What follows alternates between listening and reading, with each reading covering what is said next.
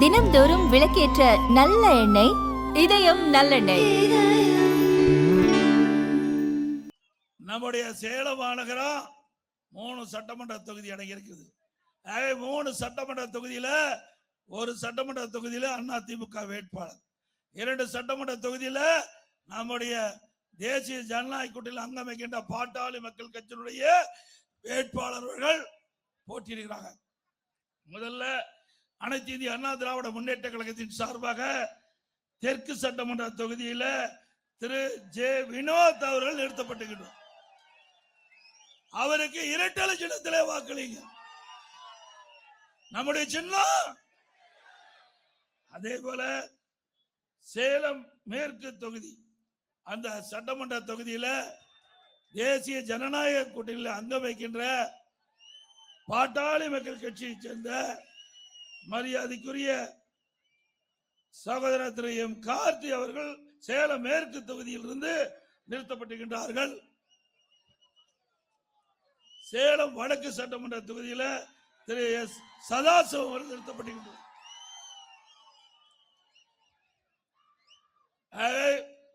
அந்த மரியாதைக்குரிய சேலம் மேற்கு தொகுதி போட்டியிடுகின்ற திரு எம் கார்த்தி அவர்களுக்கும் சேலம் வடக்கு சட்டமன்ற தொகுதியில் போட்டியிட திரு எஸ் சதாசிவம் அவர்களுக்கும் மாம்பழ சின்னத்திலே வாக்களிக்கிறோம். என்ன சின்னம்? என் நல்ல சத்தமா சொல்ல, என்ன சின்னம்? அதிமுக வேட்பாளருக்கு இரட்டலை சின்னம். என்ன சின்னம்? நம்முடைய பாட்டாளி மக்கள் கட்சி வேட்பாளருக்கு. ஆக 3 வேட்பாளர்கள் வெற்றி பெற செய்து சேலம் மாநகரம் நம்முடைய கூட்டணி வேட்பாளர் 3 பேரும் பல்லாயிரக்கணக்கான வாக்கு வித்தியாசத்திலே வெற்றி பெற அத்தனை பேரும் வாக்களிக்க வேண்டும் என்று இருகரம் கூப்பி வேண்டி கேட்டுக்கொள்கிறேன்.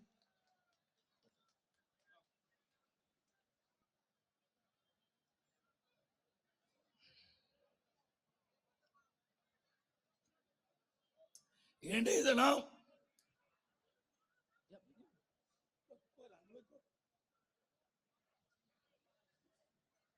தமிழகத்தை சுரண்டி பிழைக்கும் ஒரு குடும்பத்திற்கும், தமிழகத்தை சுரண்டி பிழைக்கும் ஒரு குடும்பத்திற்கும் தமிழ்நாட்டு மக்களுக்கும் நடக்கின்ற தேர்தல் சட்டமன்ற தேர்தல். நான் சொல்றது அப்படியே திருப்பி சொல்லுங்க. தமிழகத்தை சுரண்டி பிழைக்கும் ஒரு குடும்பத்திற்கும் தமிழ்நாட்டு மக்களுக்கும் நடக்கின்ற தேர்தல். ஆக ஒரு குடும்பம் பிழைக்க 8 கோடி மக்களை வாட்டி வதைக்கிறாங்க. அதனால இந்த தேர்தலில் அந்த குடும்பத்தை வீழ்த்துவீர்களா? குடும்ப ஆட்சிக்கு முடிவு கட்டுவீர்களா?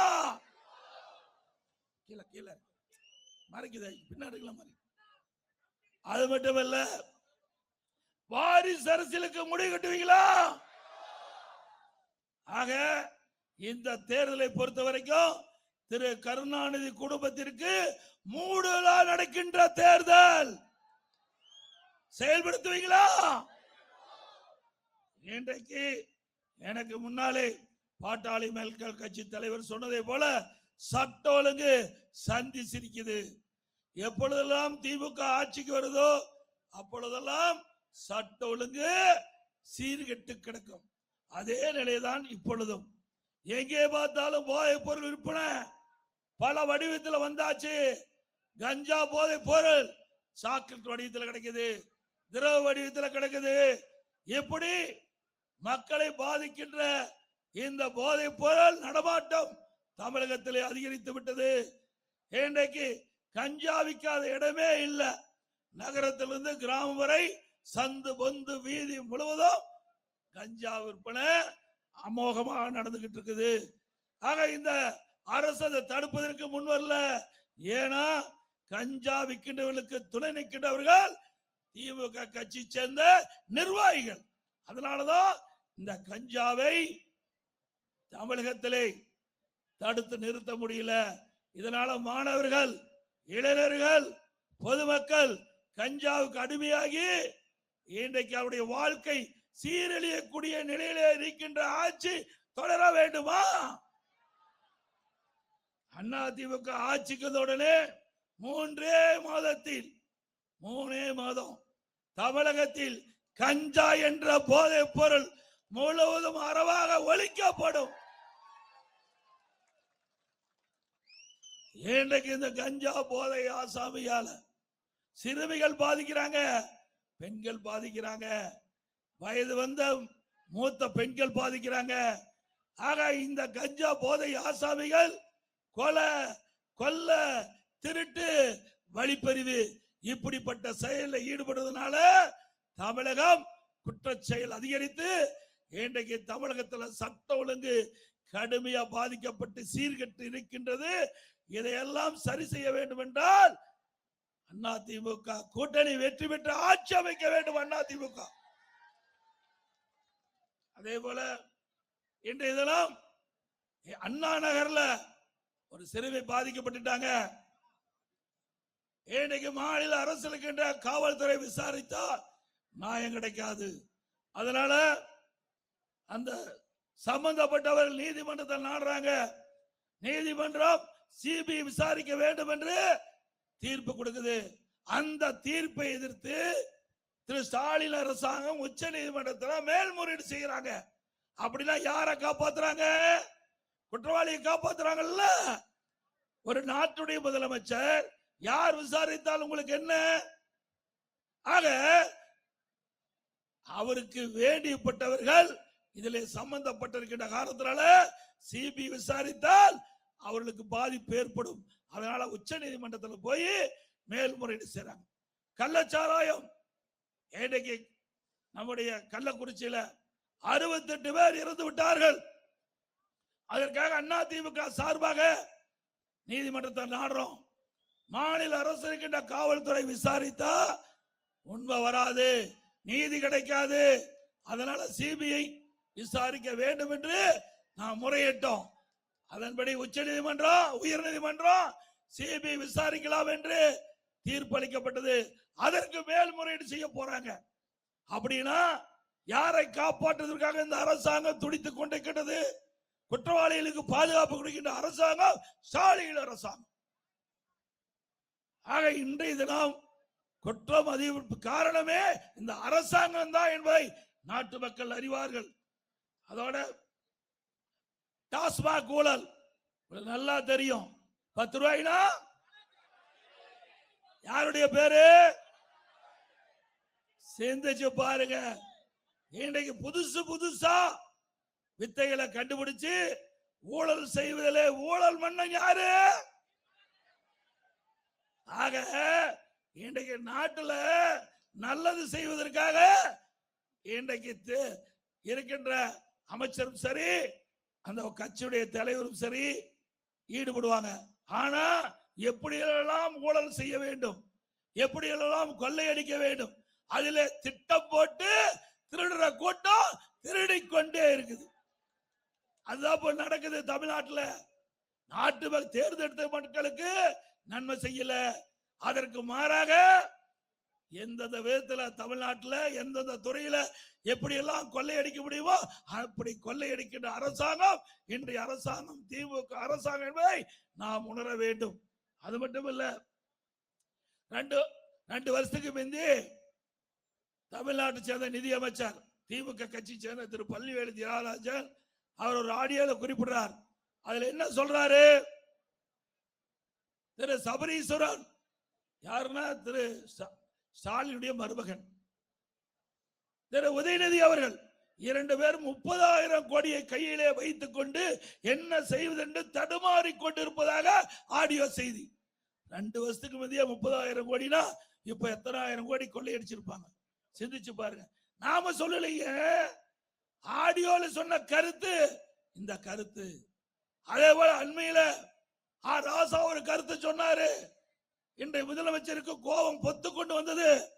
நாம சொல்லல, திமுகவுடைய துணை பொதுச் செயலாளர் திரு ராசா, முன்னாள் மத்திய மந்திரி, இன்னைக்கு நாடாளுமன்ற உறுப்பினர், அவர் குறிப்பிடுகிறார். திரு கருணாநிதி அவர்கள் உடல்நலம் சரியில்லாம வீட்டில் இருந்த பொழுது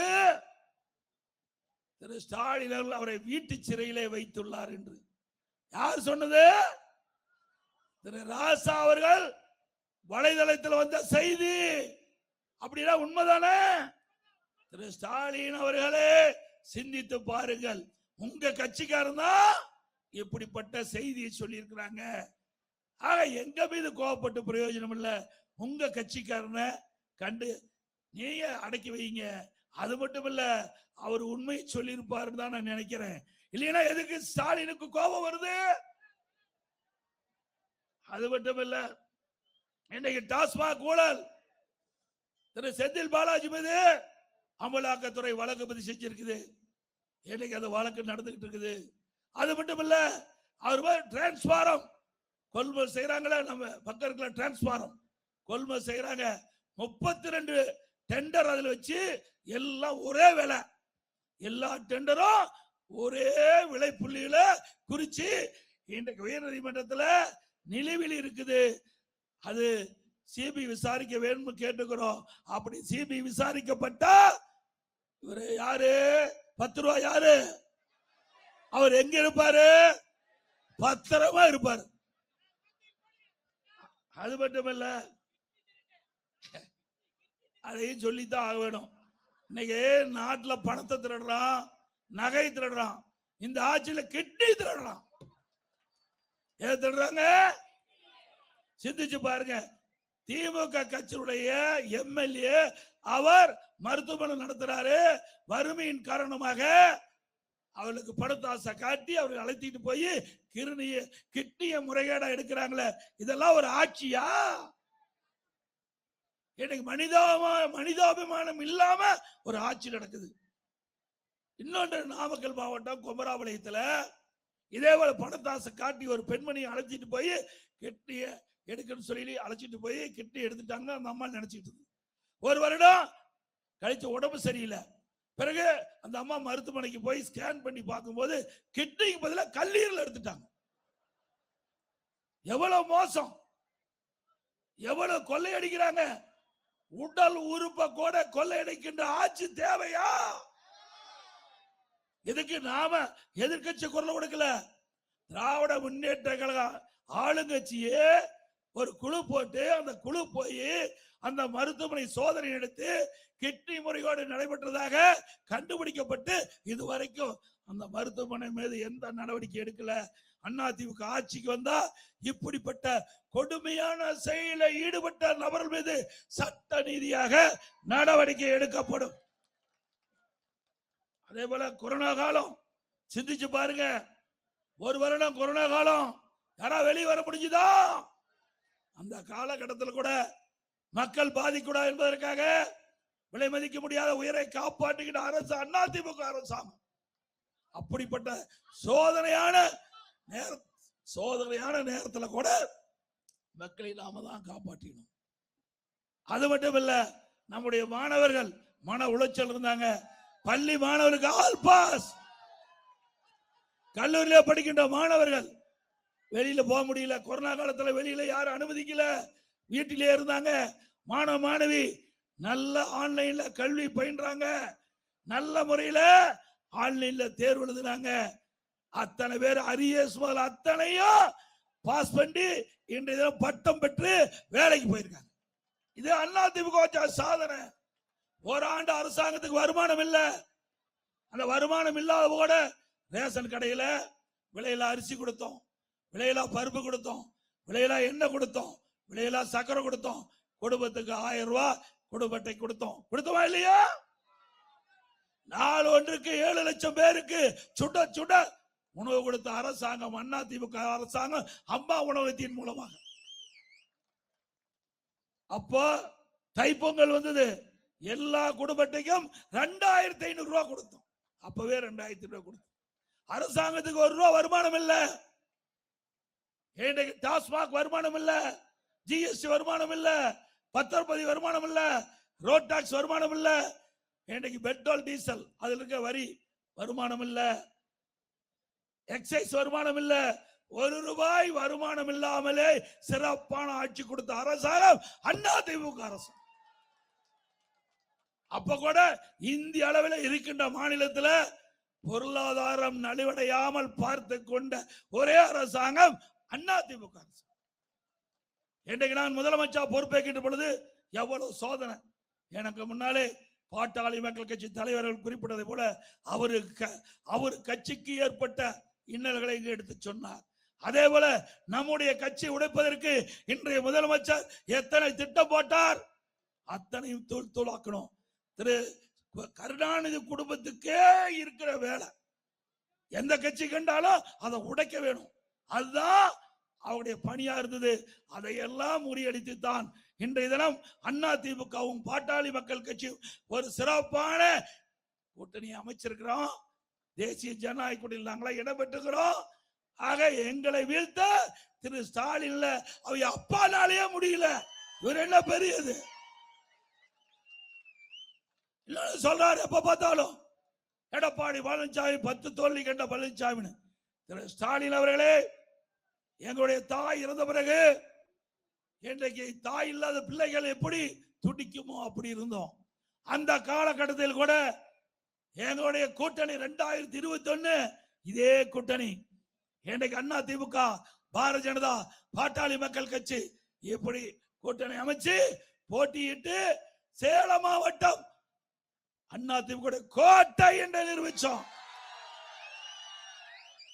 2021 சட்டமன்ற பொது தேர்தலில் 11 இடத்துல 10 இடத்துல ஜெயிச்சோம்ல. ஸ்டாலின் ஆட்சியில இருக்கலாம், இங்கே ஆட்சியில இருந்தது அதிமுகவும் கூட்டணியும். ஆக அப்பொழுதே நாங்க வென்றோம். இப்போ நாட்டு மக்களிடத்துல பல அவப்பெயர்களை இன்றைய அரசாங்கம் சம்பாதிச்சிருக்குது. மிகப்பெரிய அவப்பெயரு. மக்களோட ஆட்சி, ஊழல் ஆட்சி. மக்கள் வெறுத்து ஒதுக்கி இருக்கின்றாங்க இன்றைய திமுகவை. இன்றைக்கு போராட்டம், விவசாயிகள் போராட்டம், அரசு ஊழியர்கள் போராட்டம், ஆசிரியர்கள் போராட்டம், செவிலியர் போராட்டம், சத்துணவு போராட்டம், அங்கன்வாடி ஊழியர் போராட்டம், டாக்டர் போராட்டம். இப்படி அனைத்து தர மக்களும் போராடி போராடி சலித்து போய் தேர்தலில் சந்திக்கிறாங்க. ஸ்டாலின் அவர்களே, நீங்கள் சிந்திக்க வேண்டும். ஏதோ 200 இடம் இடங்கிறீங்க. 200 இடம் இல்ல, 20 இடம் பெறுவதே ஆச்சரியம்.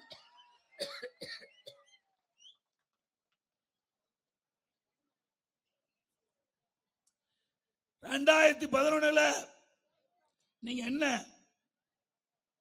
எதிர்கட்சியா வந்தீங்க? நீங்களும் கூட்டணி அமைச்சு போட்டீங்க இல்லையா? பிரதான எதிர்கட்சியே வர முடியல.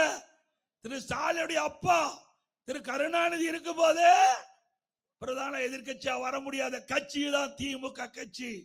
11 இருந்து 2021 வரை எத்தனை தோல்வி நீங்க சந்திச்சீங்க. பல இடைத்தேர்தலில் உங்களை வெற்றி, பல இடைத்தேர்தலில் உங்களை தோல்வி அடைய செஞ்சோம். பல தேர்தல், கூட்டு சங்க தேர்தல் 98%, உள்ளாட்சி தேர்தல் வெற்றி, இடைத்தேர்தலை வெற்றி. 10 ஆண்டு காலம் 2011 2021 வரை கணக்கிட்டு பாருங்க. எத்தனை தேர்தலில் அதிமுக கூட்டணி வெற்றி பெற்றது என்று தெளிவாக தெரியும். தெரிஞ்சா தான் நான் பேச முடியும். தெரியாத ஆள்கிட்ட என்ன பேசி பிரயோஜனம்? எனக்கு முன்னாலே பாட்டாளி மக்கள் கட்சி தலைவர் சொன்னதை போல தெரியாத மனசுகிட்ட பேசி என்ன பிரயோஜனம்? ஆக 2011 ஒரு அப்பா கருணாநிதி இருக்கும் போது எதிர்கட்சி வரிசையில் வர முடியல. ஆனா இதே புரட்சி தலைவர் மறைவுக்கு பிறகு 2021 இதே கூட்டணி அமைக்கப்பட்டோம். இந்த கூட்டணி பிரதான எதிர்கட்சியா வந்தது. 75 இடங்களில் நாங்கள் வெற்றி பெற்றோம். 21 அதிமுக 66 இடங்கள் வெற்றி பெற்றோம். பாட்டாளி மக்கள் கட்சி வெற்றி பெற்றது. ஆக எங்க கூட்டணி இடம்பெற்றுகின்ற கட்சிகள் எல்லாம் வெற்றி பெற்று பிரதான எதிர்கட்சியா இருந்து மக்களுடைய பிரச்சனையை நாட்டு மக்களிடத்திலே எடுத்து வச்சோம். ஆனா இன்றைக்கு திமுக கொக்கரிக்குது. ஏதோ திமுகவுல பலம் வாய்ந்த கூட்டணின்னு. எந்த பலம் வாய்ந்த கூட்டணியும் கிடையாது. அதுல ஏற்கனவே 2021 ஆண்டு எந்தெந்த கட்சிகள் அந்த கூட்டணியில் அங்கம் வைத்ததோ அதே கட்சி தான் இப்ப கூட்டணி வைக்குது. ஒருத்தர் தான் போய் சேர்ந்திருக்கிறாங்க. எனக்கு முன்னாலே மரியாதைக்குரிய சகோதரர் டாக்டர் அன்புமணி ராமதாஸ் சொன்னது போல அங்க போய் நமக்காக பிரச்சாரம் பண்ணிட்டு இருக்காரு. அங்க போய் பரவாயில்ல, ஏன்னா எப்பொழுதும் உண்மை உறங்காது. உண்மை, தர்மம், நீதி, உண்மை எப்பவுமே தோல்வி அடைந்த வரலாறு கிடையாது. ஆக இன்றைக்கு நம்மிடம் இருந்து எதிரியிடம் போய் அங்கே கைகோத்து நின்றாலும் உள்ளே இருக்கின்ற மனம் வெளிப்படுத்திக் கொண்டிருக்கிறது. நமக்காக திராவிட முன்னேற்ற கழக கூட்டணியில் அங்க வைத்த கட்சியா இருந்தாலும் நமக்காக குரல் கொடுக்கின்றார். அதற்கு நன்றி. அதே போல நெசவாளர்கள் பாதிக்கப்படுறாங்க. இங்கே நெசவாளர்கள் பாதிக்கூடாது என்பதற்காக அம்மாவுடைய அரசு பல்வேறு நடவடிக்கை எடுத்தது. இன்றைக்கு நெசவாளர் உற்பத்தி செய்யப்பட்ட துணிகள் எல்லாம் தேங்கி கிடந்தன. அந்த துணிகள் எல்லாம் கொள்முதல் செய்ய வேண்டும், அரசு மானியம் கொடுக்க வேண்டும் என்று கோரிக்கை வச்சாங்க. கோரிக்கை ஏற்று அம்மாவுடைய அரசு 350 கோடி ரூபாய் மானியம் கொடுத்தது. அதோட பசு வீடுகள் கட்டி கொடுத்தோம். மீண்டும் அதிமுக ஆட்சிக்கு வந்தா இப்பொழுது 65 வயது நிரம்பிய இந்த நெசவாளர் வயதான நெசவாளர்களுக்கு வழங்கப்படுகின்ற ஓய்வூதியம் 1000 2500 ரூபாயாக உயர்த்தி வழங்கப்படும். அதேபோல இப்பொழுது 300 யூனிட் கொடுத்துட்டு இருக்கிறோம். அதை 450 யூனிட்டாக உயர்த்தப்படும். நெசவாளர்களுக்கு கொடுக்கப்படுகின்ற அந்த விலையெல்லாம் யூனிட் 300 450 ஆக்கப்படும். விசத்தறிக்கு 1000 விலையிலா கொடுப்போம், அது 1400 விலையில்லாம கொடுக்கப்படும். அதோட இன்றைக்கு அதிமுக ஆட்சி இருக்கின்ற பொழுது பல திட்டங்களை கொண்டு வருவதற்கு நாங்கள் நடவடிக்கை எடுத்தோம். அப்படியே கிடப்புல போட்டோம். சேலம் மாநகரம் 2011க்கு முன்னே எப்படி இருந்தது உங்களுக்கு தெரியும். 2006 2011 வரை ஏதாவது ஒரு பாலம் வந்ததா சொல்லுங்க நீங்க. எத்தனை பாலம்? 2006க்கு பிறகு 2006 11 வரைக்கும் எதுவுமே இல்ல. 2011 2021 வரைக்கும் அதிகமான பாலங்களை கட்டி கொடுத்த அரசாங்கம் அதிமுக அரசாங்கம். நீங்க இத்தனை பேரும் போக்குவரத்து நெரிசல் இல்லாம இங்க குழுமி இருக்குன்னு சொன்னால் அது அதிமுக ஆட்சியிலே கட்டப்பட்ட பாலம். ஸ்டாலின் சொல்றார் அதிமுக ஆட்சியில எதுவுமே செய்யவில்லை என்று இந்த பாலத்துல தான் ஏறி போனார். கல்வியில தமிழ்நாட்டை நம்பர் 1 மாநிலமாக்கும்னு சொன்னாங்க. விஷமாகும் மதிய உணவு, இடிந்து விழும் மேற்கூரை, தண்ணீர் இல்லா கழிப்பறை, இதுவே தமிழக பள்ளிகளின் அவல நிலை. இந்த நிலை மாறிட வாக்களியுங்கள் தாமரை சின்னத்திற்கு. திரு ஸ்டாலின் அவர்களே, இதுவே சாட்சி. அதிமுக ஆட்சியில செய்த சாதனைக்கு இந்த பாலமே சாட்சி. இங்க இருக்கின்ற மருத்துவமனை, மகப்பேறு மருத்துவமனை, 500 படுக்கை கொண்ட மகப்பேறு மருத்துவமனை அம்மா இருக்கும்போது கட்டினாங்க. இன்றைக்கு நம்முடைய மாவட்டம் நாமக்கல், சேலம் மாவட்டம், நாமக்கல் மாவட்டம், தருமபுரி மாவட்டம், கிருஷ்ணகிரி இந்த மாவட்டத்தில் இருக்கின்ற தாய்மார்கள் இங்கே பிரசவம் பார்க்கின்ற ஒரு சூழ்நிலை உருவாக்குவதற்காக மகப்பேறு மருத்துவமனை, 500 படுக்கை கொண்ட மகப்பேறு மருத்துவமனை கட்டி கொடுத்த அரசாங்கம் அதிமுக அரசு. அதிலே பச்சிளம் குழந்தைகள் சிகிச்சை சிறப்பு முகாம், சிறப்பு வார்டு ஏற்படுத்தினாங்க. பச்சிளம் குழந்தைகள் சிறப்பு சிகிச்சை வார்டு, 50 குழந்தைகள் சிகிச்சை எடுப்பதற்கு அதுக்கு தனி வார்டு. இப்படி பல திட்டங்களை கொண்டு வந்த அரசாங்கம் அதிமுக அரசாங்கம். குடிநீர் தங்குதடையில்லாம கொடுப்பதற்கு நடவடிக்கை எடுத்த அரசாங்கம் அதிமுக அரசாங்கம். பல பூங்காக்கள் இந்த பகுதியிலே நாங்கள் கொடுத்திருக்கிறோம். அதோட இன்றைக்கு சென்னை, சேலம் மாநகரம் வளர்ந்து வருகின்ற மாநகரம், பேருந்துகள் வந்து செல்ல முடியல. அதற்காக எப்படி ஏர்போர்ட்டோ அது மாதிரி பாஸ்போர்ட் தமிழ்நாட்டிலேயே 3 இடம் தேர்வு பண்ணோம். சேலம், மதுரை, கோயம்புத்தூர். நம்முடைய சேலத்துல அரபிக் காலேஜ் கிட்ட 60 ஏக்கர் நிலத்தை எடுத்து மத்திய அரசாங்கத்துக்கு கொடுத்துட்டோம். அற்புதமான பாஸ்போர்ட். ஏர்போர்ட்ல என்னென்ன வசதி இருக்குதோ அதே வசதி நம்முடைய பாஸ்போர்ட்ல கிடைக்கும். அதையும் கிடப்புல போட்டாங்க. இப்படிப்பட்ட ஆட்சி தேவையா? இன்றைக்கு திராவிட முன்னேற்ற கழகம் ஆட்சிக்கு வந்து 5 வருடம் ஆட்சி. ஒரு துருமையாவது கிள்ளி போட்டிருப்பாங்களா மாநகரத்துல? நாம கொண்டாந்த திட்டம் தானே, அதுதானே ஸ்டிக்கர் ஒட்டி திறந்துட்டு இருக்காங்க. புதிய திட்டத்தை எது கொண்டாந்து இருக்கிறாங்க? எதுவுமே கிடையாது. சேலம் மாநகரம் மட்டுமல்ல, சேலம் மாவட்டத்துல எந்த ஒரு புதிய திட்டத்தையும் திமுக ஆட்சியிலே கொண்டு வரவில்லை என்பதை ஆணித்தரமாக சொல்றேன். அதே போல இன்றைக்கு நம்முடைய பகுதியில பூமிக்கு அடியில அந்த மின்பாதை அமைச்சோம். எவ்வளவு மழை பெஞ்சாலும் கரண்ட் கட் ஆகாது. பாதாள சாக்கடை பாதியிலே விட்டுட்டு போயிட்டாங்க. அதிமுக ஆட்சி வருதா பாதாள சாக்கடை கட்டி கொடுத்தோம். இங்க இருக்கின்ற மாநகராட்சி அலுவலகம் அதிமுக ஆட்சியில் கட்டப்பட்டது. இப்படி பல திட்டம். அம்மா மினி கிளினிக் தேவையான இடத்தெல்லாம் நீங்க கேட்ட இடத்தெல்லாம் அம்மா மினி கிளினிக் கொடுத்தோம், அது மூடிட்டாங்க. மீண்டும் அதிமுக ஆட்சி வந்தா அந்த மூடப்பட்ட அம்மா மினி கிளினிக் திறக்கப்படும். அதே போல நம்முடைய பகுதியில் இருக்கிற மக்களுக்கு வேலை வாய்ப்பு கிடைக்க வேண்டும் என்ற அடிப்படையில் மத்திய அரசு கோரிக்கை வச்சோம். அந்த கோரிக்கை ஏற்று நம்முடைய ஸ்டீல் பிளான்ட்ல உபரியா இருக்கின்ற நிலத்தை 1500 ஏக்கர் நம்ம கொடுப்பதாக அந்த நிறுவனம் ஒத்துக்கிட்டது. அதுக்குண்டான பண நில மதிப்பீடு அரசாங்கம் நம்முடைய அரசாங்கத்துக்கு ஒப்படைப்பதாக தெரிவிச்சாங்க. அதன் அடிப்படையில் அதிமுக அரசு அதனுடைய நிலத்துக்கு உண்டான ரேட்டை நான் கொடுக்கணும்னு சொல்லிட்டோம். நிலத்துக்கு உண்டான மதிப்பை மத்திய அரசு செலுத்துவ சொன்னோம்.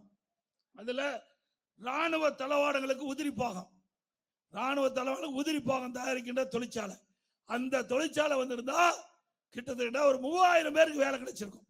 3000 பேருக்கு. அதை கூட நாடாளுமன்றத்தில் எடுத்து சொல்லி பெற முடியல.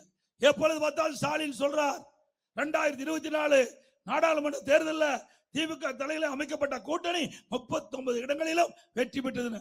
39 பேர் வெற்றி பெற்று போய் பெஞ்ச தேய்ச்சிட்டு இருக்காங்க. ஏன் நாங்க கொண்ட திட்டத்தை நிறைவேற்றத்துக்கு நீங்க குரல் கொடுத்தீங்களா? பாஸ்போர்ட் மத்திய அரசாங்கத்திற்கு குரல் கொடுத்தீங்களா? அல்லது ராணுவ தளவாடங்கள் உதிரிப்பாக தயாரிக்கின்ற தொழிற்சாலை தமிழ்நாட்டில் வரும்னு பாரத பிரதமர் அறிவிச்சாரு, அதை கேட்டு பெற்றீங்களா? ஆக சேலம் மாவட்டத்துக்கு எதுவுமே விரலால் பெற்று தரல. அது மட்டும் இல்ல, நம்மளுடைய ஸ்டீல் பிளான்ட்ல 500 ஏக்கர் நிலத்துல மிகப்பெரிய ஜவுளி பூங்கா உருவாக்கப்பட வேண்டும் மத்திய அரசு அறிவிச்சது. அதையும் இங்க இருக்கின்ற நாடாளுமன்ற திமுக கூட்டத்தில் அங்கம் வைக்கின்ற நாடாளுமன்றங்கள் நாடாளுமன்றத்திலே மத்திய அரசுக்கு அழுத்தம் கொடுத்து அதை பெறவில்லை. எவ்வளவு திட்டத்தையும் நான் கொண்டு வருவதற்கு பாடுபட்டோம், மத்திய அரசு ஏற்றுக்கொண்டது. ஆனால் மாநில அரசாங்கம், திரு ஸ்டாலின் தலைமையில் இருக்கின்ற அரசாங்கம், திரு ஸ்டாலின் கட்சியில் இருக்கின்ற திமுக எம்பிக்கள், கூட்டணி கட்சி எம்பிக்கள் நாடாளுமன்றத்தில் சம்பந்தப்பட்ட அமைச்சரையோ பிரதமர் அவர்களை சந்தித்து இந்த கோரிக்கையை முன்வைக்காத காரணத்தினால் அது நிலுவிலே இருக்குது. அதிமுக ஆட்சிக்கு வந்தவுடன் இந்த ராணுவ தளவாடங்களுக்கு தேவையான உதிரிப்பாகங்கள் தயாரிக்கின்ற தொழிற்சாலை கொண்டாடுவோம். அதனால 3000 பேருக்கு சேலம் மாவட்டத்தில் ஒரு வேலை வாய்ப்பு கிடைக்கும். அதோட ஜவுளி பூங்கா கொண்டாடுவோம், ஆயிரக்கணக்கான பேருக்கு வேலை கிடைக்கும். இதெல்லாம் அதிமுக ஆட்சியுடைய சாதனை மட்டுமல்ல, திட்டங்கள். அதோட அதிமுக ஆட்சிக்கு உடனே இப்பொழுது வாங்கப்படுகின்ற கேபிள் கட்டணம் பாதியாக குறைக்கப்படும். கேபிள் கட்டணம் பாதியாக குறைக்கப்படும். இன்றைய தினம் சிந்திச்சு பாருங்க. நான் ஏற்கனவே சொன்னதை போல இன்றைக்கு திமுகவுக்கு எதிராக இருந்தா அவர் வேண்டுமென்றே திட்டமிட்டு நீதிமன்றத்தில் தடையான வாங்கிறாங்க. இப்படிப்பட்ட அரசாங்கம் தேவையா? எப்பொழுது பார்த்தாலும் ஸ்டாலின் சொல்றார் தமிழ்நாட்டுடைய வளர்ச்சி அதிகம்னு சொல்றார். எந்த அடிப்படையில் சொல்றீங்க? இரட்டை இலக்கில பொருளாதார வளர்ச்சி உயர்ந்திருக்குது தமிழ்நாட்டு. ஒரு பச்சை பொய்ய சொல்லி ஒரு 10 நாள் இன்றைக்கு மக்களுடைய வரிப்பணத்திலிருந்து விளம்பரம் போட்டுட்டு இருந்தார் ஸ்டாலின் அவர்களே. 2021-22 பொருளாதார வளர்ச்சி இல்ல. 2022-23 ஆண்டு பொருளாதார வளர்ச்சி சொல்ல. 2023-24 திமுக அரசுடைய பொருளாதார வளர்ச்சி சொல்ல. 24-25 சொல்றீங்க. இதுக்கு காரணம் அதிமுக அரசு இருக்கின்ற பொழுது எடுத்த நடவடிக்கை. மக்களுக்கு தெரியாதுன்னு இன்றைக்கு உண்மையை மறைச்சு விளம்பரப்படுத்திட்டு இருக்கிறீங்க. 2015 மாண்புமிகு புரட்சி தலைவி அம்மா அவர்கள் தமிழகத்துடைய முதலமைச்சராக இருக்கும்போது தொழில் முதலீட்டு மாநாட்டை சென்னையில் நடத்தினாங்க. 2,42,000 கோடி தொழில் முதலீடு எடுக்கப்பட்டது. 74 புரிந்துணர்வு ஒப்பந்தங்கள் போடப்பட்டன. அந்த தொழிற்சாலையெல்லாம் பணி தொங்கி உற்பத்தியை தொடங்கப்பட்டு விட்டது.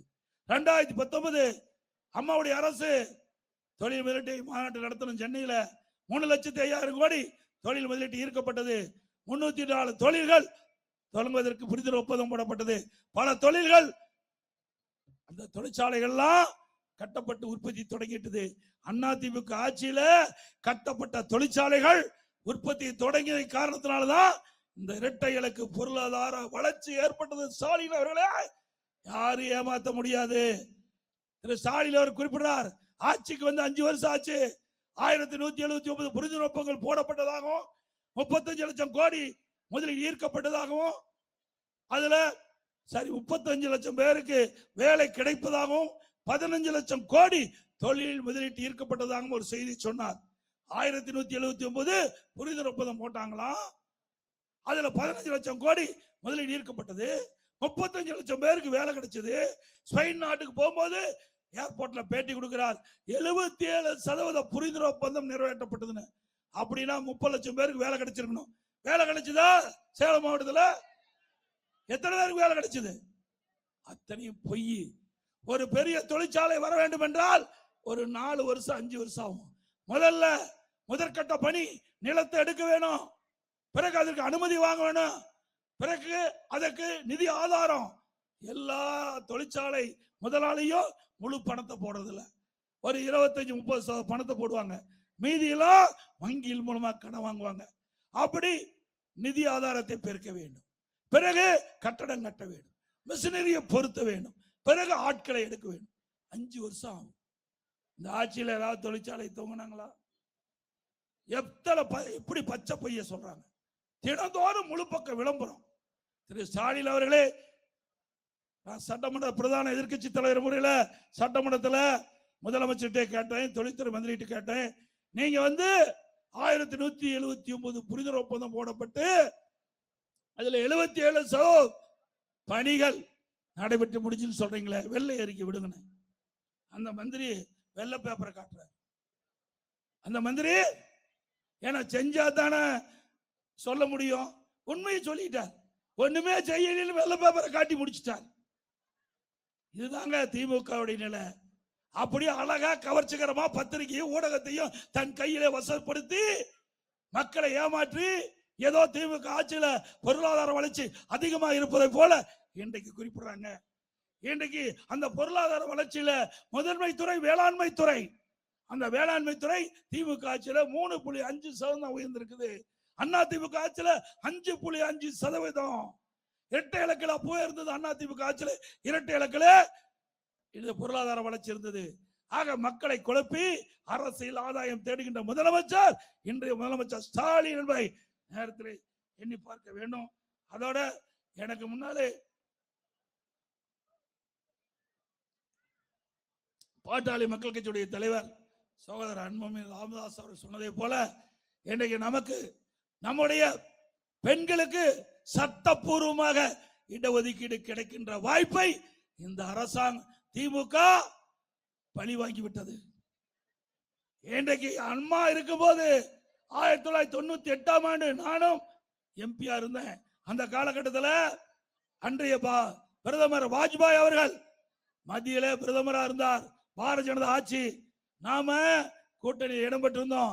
அந்த காலகட்டத்தில் அம்மா கோரிக்கை வச்சாங்க, பெண்களுக்கு சட்டமன்றத்திலும் நாடாளுமன்றத்திலும் 32% இடஒதுக்கீடு தேவை, அதை நிறைவேற்றி கொடுனாங்க. அம்மாவுடைய கோரிக்கை ஏற்று அன்றைய பாரத பிரதமர் மரியாதைக்குரிய மறைந்த வாஜ்பாய் அவர்கள் அனுமதி கொடுத்தாங்க. அப்பொழுது அண்ணா திமுக கட்சியை சேர்ந்த நம்முடைய அண்ணன் தம்பித்துறை அவர்கள் சட்டத்துறை அமைச்சராக இருந்து இந்த இடஒதுக்கீடு மசோதாவை நாடாளுமன்றத்தில் தாக்கல் செய்கின்ற பொழுது இப்ப இந்தியா கூட்டணியில் அங்க வைக்கின்ற முலாயம் யாதவனுடைய நாடாளுமன்ற அந்த மசோதாவை பிடுங்கி கிழிச்சிட்டார். இன்றைய தினம் பாரத பிரதமர் நரேந்திர மோடி அவர்கள் அதை நிறைவேற்றுவதற்காக இந்த மசோதை கொண்டாந்தார். பெண்களுக்கு 32% சட்டமன்றத்தில் போட்டியிடலாம், 33% போட்டியிடலாம். அதே போல நாடாளுமன்றத்தில் 33% போட்டியிடலாம். ஆக ஏற்கனவே நாம நினைத்ததை அம்மா அவர்கள் கொண்டு வர நினைத்ததை இன்றைய பாரத பிரதமர் பெண்களுடைய நிலையை கருதி பெண்களும் சமநிலை அடைய வேண்டும், பெண்களுக்கும் அங்கீகாரம் கிடைக்க வேண்டும் என்ற அடிப்படையில சட்ட நீதியாக சட்டப்பூர்வமாக நாடாளுமன்றத்திலும் சட்டமன்றத்திலும் அவர்களுக்கு உண்டான பிரதிநிதித்துவம் கிடைக்கின்ற விதமாக 33% மசோதா கொண்டாந்தாங்க. அதை தோக்கடிச்சிட்டாங்க. ஆக பெண்கள் ஒவ்வொருவரும் எண்ணி பார்க்க வேண்டும். தமிழ்நாட்டுக்கின்ற ஒவ்வொரு பெண்களும் இந்த ஆட்சிக்கு எதிராக நீங்கள் செயல்பட வேண்டும். உங்களுடைய உரிமையை பறித்த கட்சி திமுக கட்சி, உங்களுக்கு அநீதி இழைக்கப்பட்ட கட்சி திமுக கட்சி, காங்கிரஸ் கட்சி. அற்புதமான டைம், அற்புதமான நேரம். இந்த நேரத்தில் பாரத பிரதமர் நாங்கள் கூட்டணி வைக்கின்ற தேசிய ஜனநாயக கூட்டணி பெண்களுடைய உரிமைகளை பாதுகாக்க, அவர்களுக்கு நாடாளுமன்றத்தில் சட்டமன்றத்திலும் சட்டப்பூர்வமாக இடஒதுக்கீடு கிடைக்கக்கூடிய ஒரு மசோதாவை கொண்டு வந்தார்கள் நாடாளுமன்றத்தில். அதை தோற்கடித்த கட்சி திமுக கட்சி, திமுக கூட்டணி கட்சி. அதுக்கு தகுந்த பாடம் புகட்டுவீங்களா? பெண்கள் புகட்டுவீங்களா? அதோட நாடாளுமன்ற தொகுதி வரையறை, அதுல ஒரு பொய்ய சொன்னார். முதல்ல என்ன சொன்னாரு? தமிழ்நாட்டுக்கு இடம் குறைஞ்சிருன்னு சொன்னார். தமிழ்நாட்டுடைய நாடாளுமன்ற எண்ணிக்கை குறைஞ்சிருன்னு சொன்னார். ஆனா மத்திய உள்துறை அமைச்சர் தமிழ்நாட்டுக்கு வந்தபோது தெளிவா சொன்னார், எந்த காரணத்தை கொண்டும் தமிழ்நாட்டில் இருக்கின்ற நாடாளுமன்ற எண்ணிக்கை குறையாது அப்படின்னு தெளிவுபடுத்தினார். அதையே நானும் தேர்தல் பிரச்சார கூட்டத்தில் சொன்னேன். அப்போ முதலமைச்சர் சொல்றார், எடப்பாடி பழனிசாமி சொல்லுவது தண்ணியில் எழுதுகினார். தண்ணியில் எழுதுறதா. இப்பொழுது அது கருப்பு சட்டை வேற போட்டுக்கிட்டார். ஊரா போய் பேசினார். இப்ப என்னாச்சு நாடாளுமன்றத்தில்? அப்போ உள்துறை அமைச்சர் தெளிவுபடுத்தினார், இன்றைக்கு தமிழ்நாட்டில் 39 இடம் இருக்கின்றது. நாடாளுமன்ற இடம் 39 இருக்குது. அதை 59 இடமாக உயர்த்தப்படும். 39 59 உயர்த்தப்படும். ஏற்கனவே இருக்கின்ற சதவீதம் 7.18. இப்ப இருப்பது தமிழ்நாட்டில் 7.18% நமக்கு இருக்குது. இப்ப அறிவிக்கப்பட்ட 59 இடம் நமக்கு கிடைக்கின்ற பொழுது அது 7.2 உயரும். பேச்சு மூச்சு காணாம், பேசுறதே காணாம், கருப்பு சட்டை கழட்டிட்டார். ஆக அத்தனையும் பேசுவது புற பொய். வேண்டுமென்றே திட்டமிட்டு மரியாதைக்குரிய சகோதரர் அன்புமணி ராமதாஸ் அவர்கள் சொன்னதை போல தமிழ்நாட்டுக்கும் டெல்லிக்கும் நடக்கிறது தேர்தல். எங்க? எந்த தேர்தல் நடக்குது? சட்டமன்ற தேர்தல் நடக்குது. நம்ம பற்றி விமர்சனம் பண்ணுங்க, பதில் சொல்ல தயார். அனைத்து இந்திய அண்ணா திராவிட முன்னேற்ற கழக ஆட்சி 2011 2021 வரை அதற்கு உங்களுடைய அவதூறு எந்த பிரச்சனை சொல்லுங்க, அதுக்கு பதில் சொல்ல தயார். ஆனா எங்களை எதிர்த்து போட்டிடுவதற்கு ஸ்டாலினால தில்லு திராணி தெம்பில்ல. அதனாலதான் எப்பொழுது பார்த்தாலும் தமிழ்நாட்டுக்கும் டெல்லிக்கும் என்று மக்களை குழப்பிக் கொண்டிருக்கின்றார். நடக்கிற தேர்தல் திரு ஸ்டாலின் அவர்களே, சட்டமன்ற தேர்தல் எங்க கூட்டணி அற்புதமான கூட்டணி, இயற்கையான கூட்டணி, மக்கள் விரும்புகின்ற கூட்டணி, தேசிய ஜனநாயக கூட்டணி. எங்க கூட்டணியில் இருக்கின்ற வேட்பாளர்கள் வெற்றி பெற வேண்டும். அதற்கு நீங்கள் அத்தனை பேரும் இரவுகள் வராமல் உழைக்க வேண்டும். தேனீக்களை போல எறும்பைக்கு போல சுறுசுறுப்பாக செயல்பட்டு இன்னும் 2 நாட்கள் தான் இருக்கின்றது. நாளை மறுநாள் தேர்தல் வர இருக்கின்றது. இந்த தேர்தலிலே எதிரிகளை தேர்தல் என்ற போரிலே எதிரிலே ஓட ஓட விரட்டி வெற்றி கொடை நாட்டுங்கள்.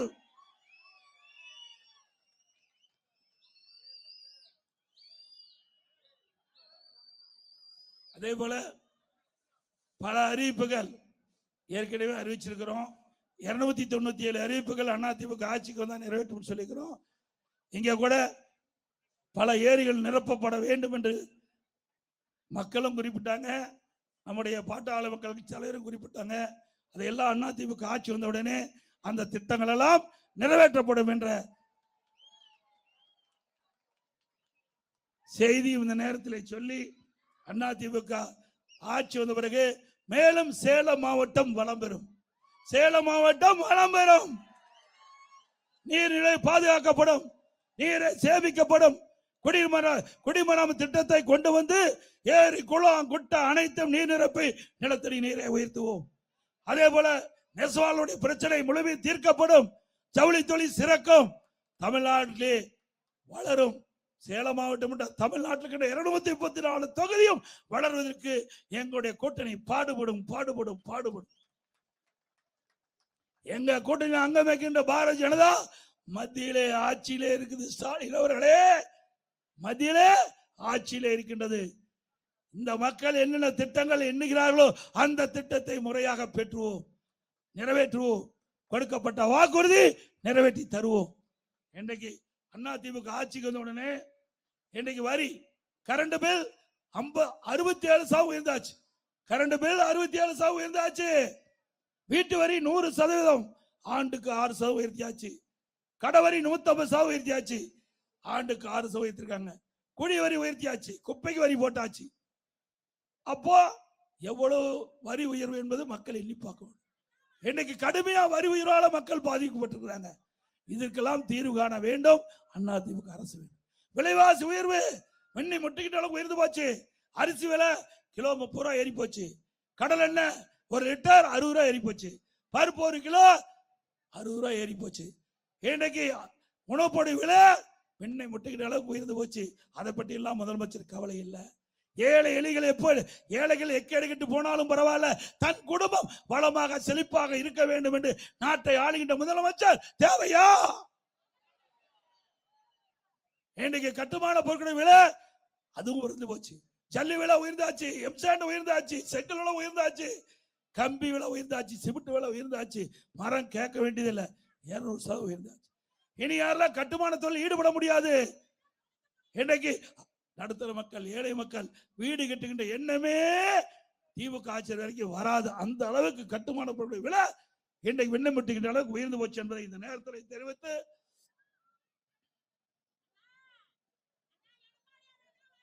அதே போல எப்பொழுது அதிமுக அரசாங்கம் வந்தவுடனே நிறைவேற்றப்படுகின்ற திட்டங்கள் ஏற்கனவே அறிவிச்சிருக்கிறோம். இந்த அறிவிப்புப்படி இன்னைக்கு வரி அதிகமாச்சு, விலைவாசி ஏறிட்டது. இதிலிருந்து மக்களை மீட்டெடுக்க வேண்டும் அடிப்படையில் எல்லா குடும்ப அட்டைக்கும் அவருடைய வங்கி கணக்கிலே 10,000 ரூபாய் சிறப்பு உதவித்தொகை வழங்கப்படும். எல்லா குடும்ப அட்டையில் இருக்கின்ற குடும்ப தலைவியினுடைய வங்கி கணக்கில் மாதந்தோறும் 2,000 ரூபாய் வழங்கப்படும். எல்லா குடும்ப அட்டைதாரருக்கும் விலை இல்லாம ஃப்ரிட்ஜ் வழங்கப்படும்.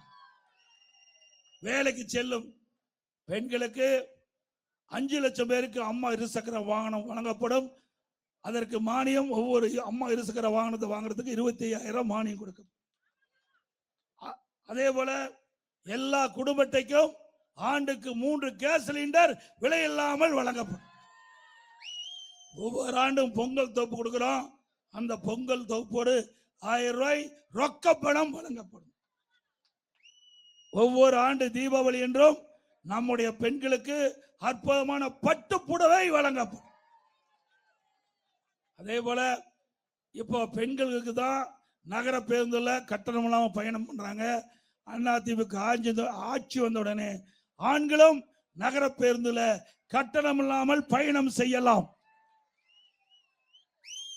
மாற்றுத்திறனாளிகள் கூட்டுறவு வங்கியிலே வாங்கிய கடன் முழுவதும் தள்ளுபடி செய்யப்படும். இந்த நகர பகுதியிலே சாலை ஓரமாக கடை வைத்திருக்கின்றவர்கள் கூட்டுறவு சங்கத்திலே வாங்கிய கடன் தள்ளுபடி செய்யப்படும். இப்ப குடும்ப அட்டைக்கு விலையில அரிசி கொடுக்கிறோம். அந்த அரிசி சற்று தரம் குறைவாக இருப்பதாக புகார். அதிமுக ஆட்சி வந்த உடனே எப்படி மளிகை கடையில தரமான அரிசி கிடைக்கிறதோ அதே அரிசி ரேஷன் கடையிலே நம்முடைய மக்களுக்கு வழங்கப்படும்.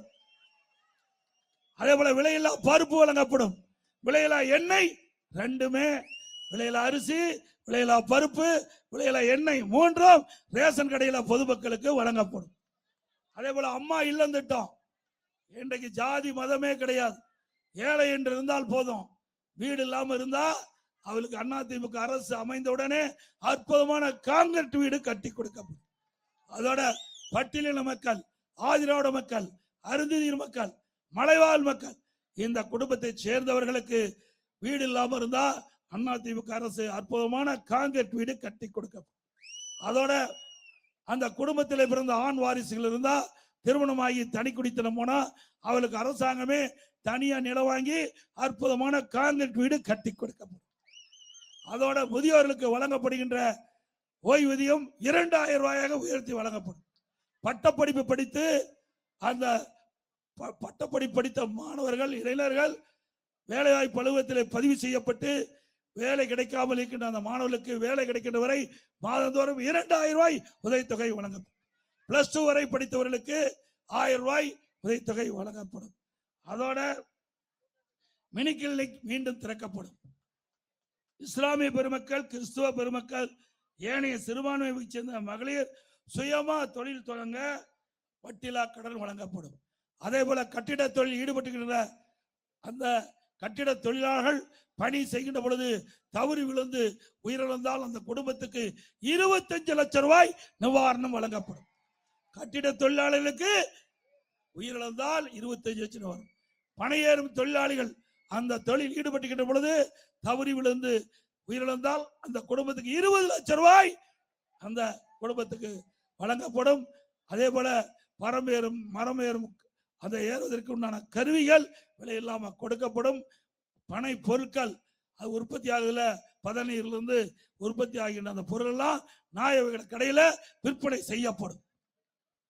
இப்படி பல திட்டங்கள் கொண்டு வந்து, அதே ஒரு ஆட்டோ ஓட்டுநர் சங்கத்தில் பதிவு செய்யப்பட்டு புதிதாக ஆட்டோ வாங்கினா ஒவ்வொரு ஆட்டோவுக்கு 75,000 ரூபாய் மானியம் வழங்கும். அதே போல தமிழ்நாட்டுக்கின்ற சுயதொழிலுக்கு எண்ணிக்கை மேலும் உயர்த்தப்படும். அவர்களுக்கு தேவையான அனைத்து கடன் வசதியும் செய்து கொடுக்கப்படும். சுய உதவி குழுக்களுக்கு தேவையான கடன் உதவி தாராளமாக கூட்டுறவு சங்கத்தின் மூலம் வழங்கப்படும் என்ற செய்தி இந்த நேரத்தில் தெரிவிக்கிறேன்.